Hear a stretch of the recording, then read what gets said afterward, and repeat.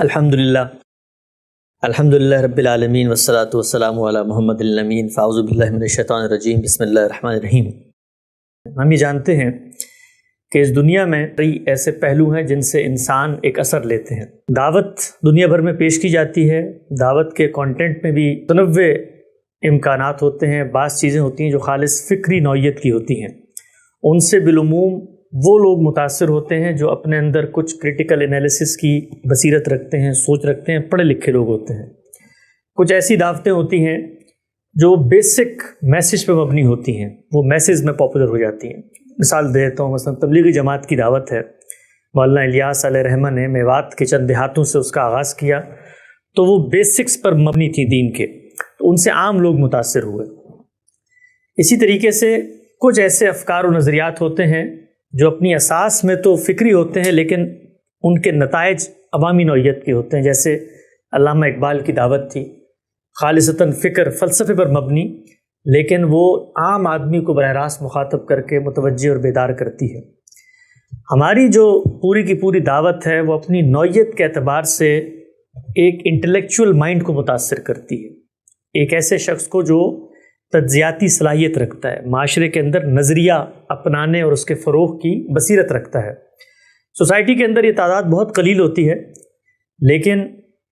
یہ لوگ ایسے لوگ ہوتے ہیں کہ جو حقائق کو ان کی اصل میں تلاش کرنا چاہتے ہیں، تضادات میں جینا ان کو گوارا نہیں ہوتا۔ اسی طریقے سے جو کچھ روایت کے نام پر ان کو دیا جا رہا ہوتا ہے وہ آسانی سے اس کو ہضم نہیں کر پاتے، لہٰذا وہ ہمیشہ تلاش حق کی جستجو میں سرگرداں رہتے ہیں اور نئے نئے امکانات، نئے نئے نظریات کو سننا چاہتے ہیں۔ معاشرے کا وہ طبقہ جو مشتمل تو عام لوگوں پر ہوتا ہے لیکن ان کے اندر صلاحیت ہوتی ہے نئی فکر کو پرسیو کرنے کی، اعتراضات، سوالات اٹھانے کی، اور جو کچھ رائج فکر ہے اس پر مطمئن نہ ہونے کی۔ غامدی صاحب کی جو پوری کی پوری دعوت ہے، اس کے اولین مخاطبین جس وقت وہ پبلک میں گئے اور میڈیا پر آئے یا انہوں نے ابلاغ کا کام کیا، تو وہ لوگ بنے جو اس کیٹیگری میں فال کرتے تھے، سوسائٹی کے عام لوگ لیکن نظریاتی لوگ، فکر اور نظریہ رکھنے والے لوگ۔ دنیا کے اندر آپ نے دیکھا ہوگا کہ بہت ساری چیزیں ہیں جو اپنے آپ سے لوگوں کو اٹریکٹ کرتی ہیں، بسا اوقات محض ہمیں کسی کا حسن متاثر کر دیتا ہے، بسا اوقات ہمیں کسی علاقائی تعلق سے کوئی عصبیت پیدا ہو جاتی ہے۔ آپ نے دیکھا ہوگا ٹیموں کے ساتھ ہمارا ایک محبت کا پہلو ہوتا ہے، کرکٹ کا میچ ہو رہا ہو، یہ بات بھی بڑی حیرت انگیز پچھلے دنوں میرے سامنے آئی کہ اس کا تعلق ملکوں سے بھی نہیں ہے۔ بسا اوقات اب فٹ بال کے ڈفرینٹ کلبز ہیں، کوئی چیلسی ہے، کوئی اور ہے، اور وہ ایک ہی ملکوں کے اندر ہے لیکن عالمی سطح پر لوگوں کی ان سے الگ الگ انسیت پیدا ہو جاتی ہے۔ تو انسیت پیدا ہونا، وابستگی پیدا ہونا، یہ ہر سطح پہ ہوتی ہے، لیکن جس وقت کسی دعوت کا کانٹینٹ فکری نوعیت کا ہو تو وہ انٹلیکچوئلس کو متاثر کرتا ہے، اور انٹلیکچوئل کو جب کوئی متاثر کرتی ہے تو انٹلیکچوئل نے خود چونکہ اس پہ عمل کرنا ہوتا ہے تو لازماً کچھ نتائج ہیں جو سوسائٹی پر مترتب ہوتے ہیں۔ میں نے اس چیز کو سامنے رکھ کر غامدی صاحب کے وہ مخاطبین جو عام لوگوں پر مشتمل ہیں، ایک خط کچھ عرصہ پہلے لکھا تھا، میں اسی کی مشمولات آپ حضرات کی خدمت میں پڑھوں گا، اور جہاں ضروری وضاحت ہوئی اس کی میں وضاحت بھی کر دوں گا۔ اس خط کا عنوان تھا غامدی صاحب کی فکر سے متاثر دوستوں کے نام۔ عزیز دوستوں، مجھے اندازہ ہے کہ آپ غامدی صاحب کے مختلف دینی رجحانات سے بے حد متاثر ہیں۔ آپ کو یقیناً یہی محسوس ہوتا ہوگا کہ جو موقف آپ سمجھے ہیں وہی دین کی درست تعبیر ہے۔ آپ کو یہ بھی محسوس ہوتا ہوگا جو نتیجہ آپ کو متاثر کر رہا ہے اس کا استدلال بھی بہت متاثر کن ہے۔ آپ یقیناً یہ خواہش بھی رکھتے ہوں گے کہ اس فکر کی ترویج کی جائے۔ آپ کو یہی احساس اس جانب کھینچتا ہوگا کہ آپ کے موقف سے مختلف جو بھی آراء سامنے آتی ہیں ان سے بحث کی جائے۔ اس بحث میں آپ نئی نئی چیزیں بھی سیکھتے ہوں گے، آپ اپنے رشتہ داروں کی مجالس میں اس فکر کا دفاع کرتے ہوں گے، اس گفتگو میں پوری کوشش کرتے ہوں گے کہ مخاطب کو اپنی بات پر قائل کر لیں۔ اس مشق میں کسی کو غامدی صاحب کی بات پر قائل کر لینا آپ کے دل میں مسرت کا احساس بھی بیدار کر دیتا ہوگا۔ آپ یہ بھی چاہتے ہوں گے کہ پورا معاشرہ یہ فکر اپنا لے، اس سے بڑھ کر عالمی سطح پر حکومتوں تک اس کا ابلاغ ہو۔ اگر یہ سب کچھ آپ کے ساتھ ہوتا ہے تو دوستو یہ سب کوئی قابل مذمت بات نہیں، بالکل یہ عین فطری رویہ ہے۔ ہم میں سے ہر نظریاتی شخص انہی مراحل سے گزرتا اور جس فکر سے متاثر ہو اس کے ساتھ ایسی ہی دلچسپی، وابستگی اور ہمدردی رکھتا، اور یہی داخلی کیفیات اور اندرونی جذبات ہیں جن کا وہ اظہار کرتا ہے۔ یہ دنیا بھر میں ہوتا ہے۔ ہر نظریے سے متاثر ہونے والا شخص اگر وہ فکری نوعیت کی بات سے متاثر ہو رہا ہے، چونکہ اس نے خود بھی اس کو اپنانا ہوتا ہے اور معاشرے میں وہ خود ایک پیغام بن کے کھڑا ہوتا ہے، تو یہ ہو نہیں سکتا کہ لوگ اس سے نہ پوچھیں۔ مثال کے طور پہ اگر آپ داڑھی نہیں رکھتے اور آپ کے ارد گرد لوگ آپ کو سمجھتے ہیں کہ آپ مذہب کے دعوے دار ہیں، تو آپ سے پوچھیں گے کہ داڑھی کیوں نہیں رکھتے؟ تو یہ عین فطری کام ہے جو آپ کے ساتھ ہوگا کہ آپ کو بتانا پڑے گا کہ آپ داڑھی کیوں نہیں رکھتے۔ یا آپ موسیقی سن رہے ہیں اور آپ کو آپ کے خاندان کا کوئی بزرگ روکتا ہے، تو یہ ضرورت آپ سے آپ پیدا ہوگی کہ آپ یہ نہیں کہہ سکتے اس کو کہ میں سن رہا ہوں، جاؤ جو کرنا ہے کر لو، بلکہ کچھ نہ کچھ آپ نے اس کو بتانا ہے۔ اور یہ بتانا دونوں پہلوؤں سے ضروری ہوتا ہے۔ یہ آپ کی ایگزسٹنس کا بھی تقاضا ہے کہ آپ ایک باشعور فرد ہیں تو آپ کوئی استدلال پیش کریں گے، اور اگر آپ اس نظریے پر مطمئن ہیں تو آپ کو اس وقت تک تسکین نہیں ہوگی جب تک آپ اس کی صحت پر دوسرے کو مطمئن نہ کر لیں، کیونکہ یہ اطمینان ہے جو آپ کو ایک باشعور زندہ انسان کی حیثیت سے اس کی نظروں میں کھڑا کرے گا، ورنہ آپ کو لگے نہ میرے پاس نظریہ ہے، نہ فلسفہ ہے، نہ میں بات کر سکتا ہوں، نہ میں نے جو مخالفت کر کے استدلال اپنایا ہے اس پر میرے پاس کوئی فکری پہلو۔ تو یہ ہوگا، ہر سطح پر ہوتا ہے جو ہم جیسی افکار سے لوگ متاثر ہوتے ہیں۔ میں نے لکھا ہے لیکن دوستو اس سفر میں 2 مقامات ایسے ہیں جہاں ہمیشہ ہمیں متوجہ رہنا چاہیے۔ ان مواقعوں پر چند اصولوں کو پیش نظر رکھنا چاہیے، اور جب کبھی ان اصولوں کی خلاف ورزی ہو تو اپنے آپ کو کچھ عرصے کے لیے اپنے دینی رجحانات کی ترویج اور دعوت سے خود کو بطور تربیت دور کر لینا چاہیے۔ یہ جملے لکھنے کی ضرورت اس لیے پیش آئی کہ جس وقت آپ کسی فکر سے متاثر ہوتے ہیں، اس فکر کی تاثیر آپ کے اعماق میں ایسے پیوست ہو جاتی ہے کہ آپ کو کبھی یہ سوچنے کا موقع ہی نہیں ملتا کہ میں نے رویہ کیا اختیار کرنا ہے۔ آپ اتنے اس کے اندر انوالو ہو جاتے ہیں کہ غامدی سینٹر کے چینل پہ دن میں، کل ہم نے بتایا کہ اس سال 1150 ویڈیوز اپلوڈ کی ہیں، تو اگر 1150 ویڈیوز ہیں اور آپ اس فکر کے کوئی فکری ساتھی اور ہمدرد ہیں، تو اس کا مطلب یہ ہے کہ دن میں 3 سے 4 ویڈیوز تو آپ نے دیکھنی ہے۔ وہ 3 سے 4 ویڈیوز میں غامدی صاحب کہیں مولانا مودودی کی فکری غلطی واضح کر رہے ہیں، کہیں ابن تیمیہ کی روایت کو بیان کر رہے ہیں، کہیں امام غزالی پر کوئی نقد کر رہے ہیں، کہیں صوفیاء کے ساتھ بات ہو رہی ہے۔ تو یہ جو کنٹینیوٹی آف تھاٹس ہے جو آپ کے ساتھ آ رہی ہے، یہ موقع ہی نہیں فراہم کرتی کہ آپ کبھی مڑ کے دیکھیں۔ ایک پہلو۔ دوسرا یہ ہوتا ہے کہ آپ کو لگتا ہے کہ اتنا گہرا علمی فکری کام میں کر رہا ہوں کہ اس سے زیادہ کوئی اور کام ہے ہی نہیں جس کے اوپر میں غور و فکر کروں۔ گویا مجھے ایک نسخہ کیمیا مل چکا ہے، اب میں نے اس کو سوچنے سمجھنے میں اپنی ساری توجہات صرف کرنی ہے۔ تو میں نے لکھا ہے کہ یہ چند اصول ہیں جو میں آگے بیان کر رہا ہوں، ان کو پیش نظر رکھنا چاہیے، اور ان کی خلاف ورزی اگر آپ سے ہو تو کچھ عرصے کے لیے اپنے آپ کو دینی رجحانات اور دعوت کے اس پورے کام سے، المورد کے پورے سیٹ اپ سے، غامدی سینٹر کی جنرل باڈی کی پوری ممبرشپ سے، بورڈ کے پورے رول سے کچھ عرصے کے لیے الگ کر لینا چاہیے۔ پہلا مقام یہ ہے کہ کسی بھی فکر کے نتائج اور نتیجے تک پہنچنے کا علمی استدلال، یہ 2 مختلف چیزیں ہیں، ان دونوں کے فرق کو اچھی طرح سمجھ لینا چاہیے۔ علمی استدلال وہ مشکل پروسیس ہے جس سے گزر کر کوئی نتیجہ سامنے آتا ہے، ممکن ہے آپ کو وہ نتیجہ بہت متاثر کرے، لیکن فکر کے خالق کے نزدیک نتیجہ کبھی اہم نہیں ہوتا۔ اس کے نزدیک اصل اہمیت بناء استدلال کی ہوتی ہے۔ بناء استدلال کا مطلب یہ ہے کہ وہ کیا اصول ہیں جن کے اطلاق سے یہ نتیجہ نکل رہا ہے، ممکن ہے کل وہ اسی پروسیس سے گزر کر کسی دوسرے نتیجے تک پہنچ جائے۔ لہٰذا اگر کسی بھی دینی فکر سے متاثر ہو کر اس کو کہیں پیش کرنا چاہتے ہیں تو ضروری ہے کہ ہم اس کے نتیجے کے استدلال کو جانیں۔ علمی استدلال کو جاننے کی بھی ایک اخلاقیات ہے، اسی کا تقاضا ہے کہ ہم اس مسئلے پر امت کی علمی تاریخ سے واقف ہوں، اس مسئلے کی فنی اور تکنیکی اصطلاحات کا علم رکھتے ہوں، جس زبان میں مسئلہ درپیش ہے اس پر ملکہ عبور و دسترس رکھتے ہوں۔ یہ چند ابتدائی تقاضے ہیں جو ایک فکر کے ہمدرد کے لیے اس وقت ناگزیر ہو جاتے ہیں جب وہ خود کسی سے بحث میں استدلال پیش کرنے کے مقام پر آ جائے۔ عزیز دوستو، اگر ہم اپنے آپ کو اس مقام کا اہل نہیں سمجھتے تو ہمیں کبھی کسی سے بھی علمی موضوع پر بحث ہرگز نہیں کرنی چاہیے. ہمیں زیادہ سے زیادہ قائم شدہ استدلال اس کی اصل سند کے ساتھ پیش کر دینا چاہیے اور بس. اور اہل علم کے لیے میدان خالی چھوڑ دینا چاہیے کہ وہ خود اس معاملے میں اس خاص سطح پر جا کر گفتگو کریں جس کا یہ مسئلہ تقاضا کرتا ہے. بقول ایک بزرگ کے کہ علم صرف جان لینے کا نام نہیں ہے بلکہ علم یہ جاننے کا بھی نام ہے کہ آپ کیا نہیں جانتے. میں نے گزشتہ 15 سال، اب تو اپنے پرائے سب اس چیز کا اعتراف کرتے ہیں کہ غامدی صاحب ایک بڑے صاحب علم ہیں، ان کی صحبت میں گزارے ہیں. اور مجھ سے اگر آپ بڑے صاحب علم کی نشانی کے حوالے سے کوئی ایک بات پوچھیں تو میں یہ عرض کروں گا کہ بڑا آدمی ہمیشہ اپنے استدلال کے پروسیس کو ریویو کرتا رہتا ہے، وہ کبھی بھی اسٹیٹک نہیں ہوتا. میں نے ان کے ساتھ علمی کام کیا باقاعدہ حدیث پروجیکٹ کے اندر گزشتہ 8 سال. پچھلے 3-4 سال سے تقریباً کوئی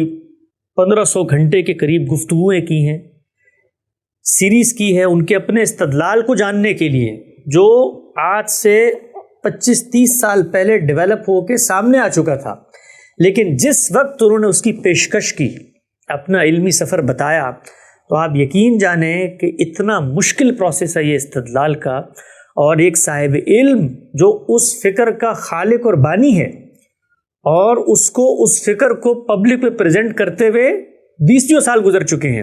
وہ پھر جب غور کرنے کی جگہ پر آتا ہے تو علم اس کا دامن پکڑ لیتا ہے اور نئی مشکلات ہیں جو اس کے سامنے آ جاتی ہیں. یہ اس کا سفر اور اس کا امتحان ہوتا ہے. میں نے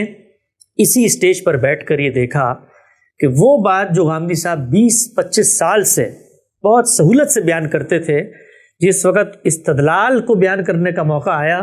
تو اس موقع پہ ان کو اندازہ ہوا کہ یہ بات تو میں بالکل غلط بیان کرتا تھا، اور جس وقت استدلال کو پیش کرنے کا موقع آیا تو ان کو اندازہ ہوا کہ اس استدلال سے جو نتیجہ میں نے برآمد کیا وہ بالکل غلط تھا. تو استدلال ایک اتنا مشکل پروسیس ہے، یہ بالکل ایسے ہی ہے کہ جیسے میں یہ تو جانتا ہوں کہ بھائی فلاں دوائی آپ نے کھا لی تو اس کے یہ اثرات پیدا ہو جائیں گے، لیکن کوئی شخص مجھے کہے کہ میرے دل میں درد ہو رہا ہے تو میں یوٹیوب کی کوئی ویڈیو کھول کے چھری کانٹا لے کے اس کا آپریشن کرنا شروع کر دوں، کیونکہ اس میں اتنے پہلو ہیں جو ڈاکٹر نے ایک آپریشن کرنے سے پہلے دیکھنے ہوتے ہیں. یہ پوری کی پوری سائنس ہے، اور اس سائنس کو پیش کرنا یہ کوئی بچوں کا کھیل نہیں ہے. اس کے اندر جب آپ گفتگو کرتے ہیں تو وہ موضوع کیا ہے، اس کی اصطلاحات کیا ہیں، اس پر ماضی میں کن کن لوگوں نے گفتگو کی، جن لوگوں نے گفتگو کی کس زبان میں کی، اس زبان کے رموز کیا ہیں، اس زبان کے بیان، اس کی اصطلاحات، یہ سب کی پوری ایک سائنس ہے. اس کو جاننے میں 25-30-40 سال کا سفر لگتا ہے. تو میں نے یہاں پر ان لوگوں کو بتایا جو غامدی صاحب سے متاثر ہوتے ہیں کہ جب کبھی موقع آ جائے، مثلا مجھ سے پوچھ لیا میرے خالو نے کہ موسیقی تم سنتے ہو، اور میں نے جواب دیا جی دین میں یہ جائز ہے، اور میں نے غامدی صاحب کی گفتگو بھی سنی ہے. وہ بتاتے ہیں سورہ اعراف کی روشنی میں کہ حرمت کی یہ بنیادیں ہیں، لہٰذا حدیث کو اس کی روشنی میں دیکھنا چاہیے. تو بس یہاں تک میں نے بات کر دی. وہ مجھ سے آگے بڑھ کے کہتے ہیں ذرا آیت پڑھو سورہ اعراف کی، ترجمہ کرو اس کا، بتاؤ اس میں الف لام کون سا ہے، بتاؤ اسم جب کہہ دیا تو آگے بغی کو الگ سے کیوں بیان کیا. یہاں پر اگر میں نے گفتگو شروع کر دی تو اصل میں اپنے دائرے سے نکل گیا. یہاں پر جو کام میں نے کرنا ہے وہ کام یہ ہے کہ ان کو بتاؤں کہ میں نے یہ بات سمجھی ہے کامن سینس کی بنیاد پر. یہ میری بساط ہے. آپ اس تک بحث کرنا چاہتے ہیں مجھ پر تو ضرور کیجیے، اس سے آگے کی بحث کرنا چاہتے ہیں تو ان کے پاس چلے جائیے، اور آپ صلاحیت نہیں رکھتے تو اپنے کسی عالم کو کہیے وہ جا کے ان سے گفتگو کر لے. میں اس نقطہ نظر پر مطمئن ہوں، اور اس گفتگو کو مجھے بھی بھیج دیجیے گا. اگر مجھے اس میں جان لگی تو میں اس کی بات ماننے کو تیار ہو جاؤں گا. تو میں نے بتایا کہ یہ پہلا مقام ہے. دوسرا مقام اخلاقیات کا ہے. دوستو غامدی صاحب کی فکر کی ترویج میں اگر ہم مخاطب سے اس کے علمی مقام اور مرتبے کی رعایت سے پیش نہیں آ رہے تو سمجھیں آپ کا صحیح استدلال بھی آپ کو غلط جگہ پر لے گیا ہے. طنز تعریض علمی شخصیات کا استخفاف، انہیں حقیر جاننا، مخاطب کے مسالک کے بزرگوں میں مناسب احترام نہ دینا، علماء کے بارے میں نامناسب انداز تخاطب اپنانا، اپنے ذہن میں تصور کر لینا کہ غامدی صاحب کی بات درست ہو سکتی ہے، یوں مخاطب کے دلائل کو حقیر جان کر کان بند کر لینا اور اپنے آپ کو محض مقلد جامد بنا لینا، یہی وہ چیز ہے جو اس جہان میں تعصب کو پیدا کرتی ہے. یہ بات بھی عین فطری ہے کہ آپ جب کسی کے استدلال اور نتیجہ فکر سے متاثر ہوتے ہیں اس سے ایک شخصی مناسبت پیدا ہو جاتی ہے۔ غامدی صاحب محض دینی فکر یا استدلال کا نام نہیں ہے، بلکہ ان کے ہاں زبان و بیان کا ایک آہنگ ہے، ان کے ہاں شائستگی اور متانت کی ایک پوری روایت ہے۔ وہ ہنستے بھی ہیں، مسکراتے بھی ہیں، دلیل سے بات بھی کرتے ہیں، ٹھہر کے بات بھی کرتے ہیں، ان کے ہاں کوئی جوش خطابت بھی نہیں ہے۔ یہ سب چیزیں متاثر کرتی ہیں، اس سے شخصیت سے بھی مناسبت پیدا ہو جاتی ہے۔ اس کے بعد شاید آپ دین کے باقی واعظین کو سننا اپنے لیے پسند نہ کریں، عین فطری ہے۔ لیکن کوئی شخص آپ کو یہ آ کر بتاتا ہے کہ بھائی جان آپ اپنے اس استدلال پر بڑے مطمئن ہیں، کل آپ نے خالو سے بھی بحث کی تھی، یہ میں آپ کو بتا رہا ہوں کہ مخالف استدلال بھی موجود ہے، اس موقع پر آپ نے اپنی اس استاد طبع کو نظر انداز کرنا ہے، اپنی شخصی مناسبت کو چند لمحوں کے لیے پیچھے موڑ دینا ہے۔ کیوں؟ اس لیے کہ یہ آپ کے لیے ایک امتحان کا موقع ہے کہ آپ نے جس چیز کو اپنایا ہے وہ محض نتیجے کی خوبصورتی یا افادیت نے آپ کو متاثر کیا ہے، یا آپ حق کی تلاش کے سچے متلاشی ہیں۔ اگر سچے متلاشی ہیں تو اپنے دل پر یہ پتھر رکھ کے چند منٹ آپ کو اس کو سننا پڑے گا۔ یہ بڑا مشکل کام ہوتا ہے، اور میں دیانتداری سے عرض کرتا ہوں کہ عام لوگ فکر کے بڑے مبلغین کے لیے مشکل کام ہو جاتا ہے۔ اور میں نے غامدی صاحب کے شاگردوں کے حلقے میں یہ چیز محسوس کی کہ وہ ان پر ہونے والی تنقیدات نہیں پڑھتے، اور ایک عمومی جو مجھے جواب ان کی طرف سے ملتا ہے کہ یار کیا تنقید ہوئی ہوگی، وہی فضول الزامات اور وہی باتیں لگائی ہوں گی۔ حالانکہ ان تنقیدات میں بھی اگر ابتدا اور آخر میں الزامات، طنز، تعریض اس طرح کے جملے ہوں، درمیان میں کہیں نہ کہیں استدلال ہوتا ہے، تو ہم خود اس جگہ پر کھڑے ہو کے اس سے نظریں پھیر لیتے ہیں۔ عام آدمی تو پھر عام آدمی ہے۔ تو میں نے بتایا کہ یہاں سے عصبیت کی ابتدا ہوتی ہے، کانوں پہ پردے پڑ گئے، جو کچھ ہے جی حق تو یہیں سے ملے گا، اس سے فرقے وجود میں آتے ہیں۔ عزیز دوستو، اس بات کو بطور اصول اپنا لینا چاہیے کہ انسان بہرکیف انسان ہے، معصوم الخطا نہیں ہے، علم کا سفر دلیل پر ہوتا ہے، اور یہ دلیل کہیں سے بھی آئے اسے سنجیدگی اور دیانتداری سے سنا جائے۔ لہٰذا اپنے دل و دماغ کو ہر ایک کی بات کے لیے کھلا رکھیے۔ اگر کوئی آپ سے آپ کی محبوب شخصیت کے بارے میں بدتمیزی بھی کرتا ہے تو دوستو یہ وہ مقام ہے جہاں سے آپ کا امتحان شروع ہوتا ہے۔ اپنے مخاطبین بدلیے، خاموش رہیے، درگزر کیجیے، لیکن اگر پلٹ کر ہم بھی وہی کام کریں گے تو پھر اس کا مطلب یہ ہے کہ ہم استدلال سے تو متاثر تھے لیکن نتیجے کے اعتبار سے شکست کھا چکے ہیں۔ آپ نے اکثر یہ سنا ہوگا کہ المورد والے آج کل یہ کہتے ہیں۔ المورد والے کون ہیں؟ المورد والے وہ لوگ ہیں جو ایک ادارے کی دعوت سے متاثر ہو کے سوسائٹی میں پائے جاتے ہیں، اور وہ جہاں کہیں دیکھتے ہیں کہ غامدی صاحب پر تنقید ہو رہی ہے یا ان کے فکری نظریے کی تردید ہو رہی ہے تو پوری آب و تاب کے ساتھ میدان میں کود پڑتے ہیں، اور حالت جنگ میں جس طرح مسلح ہو کے مجاہدین لڑتے ہیں ایسے لڑ رہے ہوتے ہیں۔ ہم فیس بک پہ روز دیکھتے ہیں یہ، اور دنیا والے سمجھتے ہیں کہ شاید یہ غامدی صاحب نے لوگوں کو تیار کی، ایسی پس منظر میں المورد والوں کی اصطلاح زیر بحث آ گئی۔ حالانکہ ہلکے بنتے ہیں، ان کی عصبیتیں بھی پیدا ہوتی ہیں، اس میں لوگ کچھ نامناسب رویے بھی اختیار کرتے ہیں، اس کو فکر کے داعین اور ان کے جو علماء ہیں ان کے کھاتے میں نہیں ڈالا جا سکتا۔ تاہم وہ ہماری ذمہ داری ہیں، اب وہ ہمارے بیگیج کا حصہ ہیں، وہ ہم سے متاثر ہو گئے ہیں، لہٰذا ہم یہ کہہ کر ان سے جان نہیں چھڑوا سکتے کہ بھئی ہمارا تو ان سے کوئی تعلق نہیں۔ وہ ہمارے نظریے کو اپنا کر کوئی بات تائید میں پیش کر رہے ہیں تو ہم انہیں یہ نصیحت کرتے ہیں کہ آپ کے بزرگ، آپ کے عالم سے کوئی بدتمیزی کرے، اگر آپ جواباً یہی کام کرتے ہیں تو اس کا مطلب ہے کہ دونوں نتیجے کے اعتبار سے برابر جگہ پر آ کر کھڑے ہو گئے، اگرچہ آپ کے نزدیک آپ کا استدلال درست ہے۔ میں نے لکھا دوستو یاد رکھیں، قیامت کے دن ہمارا فیصلہ اس بات پر نہیں ہوگا کہ ہم غامدی صاحب کی آراء کو ترجیح دیتے تھے، نہ اس بات پر ہوگا کہ ہم علمی معاملات میں مضبوط استدلال رکھتے تھے، بلکہ وہاں فیصلہ اس بنیاد پر ہوگا کہ عملی زندگی میں ہم کس قدر اخلاقی مقام پر کھڑے رہے۔ عزیز دوستو، خدا سے تعلق بھی اسی اخلاقیات کا تقاضا ہے، اور خدا کے بندوں سے حسن سلوک کی بنیاد بھی یہی ہے۔ یہی ہمارا نصب العین اور آدرش ہونا چاہیے، اور زندگی میں اصل کامیابی اور حقیقی فتح بھی یہی ہے، اور یہی غامدی صاحب کی فکر میں جو رویہ اپنانا چاہیے اس کا خلاصہ ہے۔ منظور بھائی نے فکر کا خلاصہ پیش کیا، میرے نزدیک وہ فکر اخذ کر کے جو رویہ پیدا ہونا چاہیے ایک عام آدمی میں وہ یہ ہے۔ اور آخر میں لکھا کہ ہمیں روز سوتے وقت ان دو پہلوؤں سے خود سے سوال کرنا چاہیے، اور جب کبھی اس اصول کی خلاف ورزی ہو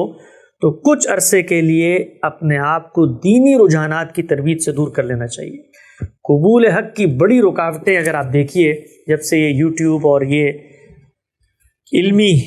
دنگل ہمارے سامنے سجے ہیں، ان کی جو انوالومنٹ ہے وہ انوالومنٹ ہمیں غور و فکر سے جس طرح آپ دیکھتے ہیں نا یہ جدید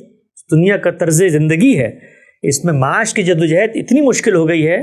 کہ ہم فطرت سے دور ہو چکے ہیں، ہمیں موقع ہی نہیں ملتا کبھی آسمان کو دیکھنے کا۔ تو قرۃ العین آپا کا شعر ہے نا کہ اونچی عمارتوں سے مکان میرا گھر گیا، کچھ لوگ میرے حصے کا سورج بھی کھا گئے۔ بمبئی میں رہتی تھی وہ، تو انہوں نے کہا کہ یہ جو اونچی عمارتیں بنی تو میں نے تو سورج بھی نہیں دیکھا۔ تو جس طرح اس جدید تمدن نے ہمیں فطرت سے دور کر دیا ہے، تو یہ مذہبیات کا جو نیا ڈکشن سامنے آیا ہے، فیس بک، سوشل میڈیا، یوٹیوب، اور یہ تقریریں اور یہ تحریریں اور یہ سب کچھ، اس نے ہمیں اس سے غافل کر دیا ہے کہ ہم اپنے اوپر غور کریں کہ ہم خود کہاں کھڑے ہیں۔ تو خلاصہ اس خط کا یہ تھا کہ اگر ہم گاندھی صاحب کی فکر سے متاثر ہیں، ہمیں دیکھنا چاہیے کہ ہم کبھی بھی اس میدان میں قدم نہ رکھیں جو میدان ہمارا نہیں ہے، اور جب کبھی ہمیں موقع ملتا ہے اپنی فکر کے دفاع کا تو اخلاقیات کا دامن ہاتھ سے نہ چھوٹے۔ وہ فکر کا دفاع استدلال کی سطح پر نہیں ہوگا، وہ کامن سینس کی سطح پر آپ کر سکتے ہیں۔ کبھی گاندھی صاحب مغرب کے ایجنٹ نہیں ہیں، یہ بالکل ایک لفظ بات ہے، لیکن وہاں پر بھی علماء کی عزت، تکریم اور مخاطبین کے جو محترم ہستیاں ہیں ان کے تقدس کو آپ نے پیش نظر رکھنا ہے۔